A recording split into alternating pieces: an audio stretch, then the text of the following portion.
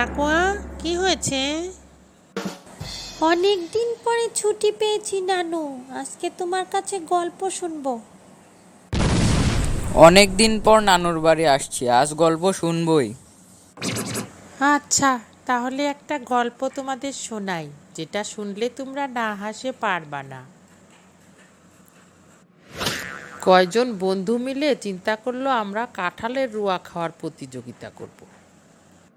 একটা ছেলে প্রতিযোগিতায় জেতার জন্য আস্ত একটা কাঁঠাল খেয়ে ফেলল। প্রতিযোগিতায় তো জিতে গেল, কিন্তু পেটে অনেক ব্যথা শুরু হলো ছেলেটার। বাড়ি ফেরার পথে এক বুড়ির বাড়ির পিছনে উপায় না পেয়ে ছেলেটা পায়খানা করে দিল।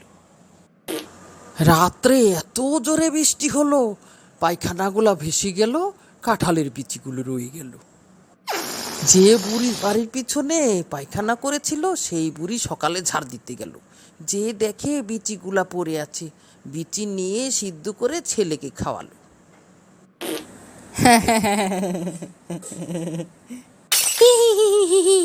হাসতে হাসতে পেট ব্যথা হয়ে গেল। তারপর কি হলো নানু? আজকে এখানেই শেষ, কালকে রাতে আবার বলবো। যাও এখন ঘুমাও গিয়ে। আচ্ছা নানু, তাহলে কিন্তু কালকে বাকি কাহিনীটুকু বলবা। আচ্ছা নানু ভাই, যাও। তাকোয়া, যাও ঘুমিয়ে যাও সবাই। বন্ধুরা, পুরো গল্পটা শোনার জন্য চ্যানেলটিকে সাবস্ক্রাইব করে পাশে থাকবেন।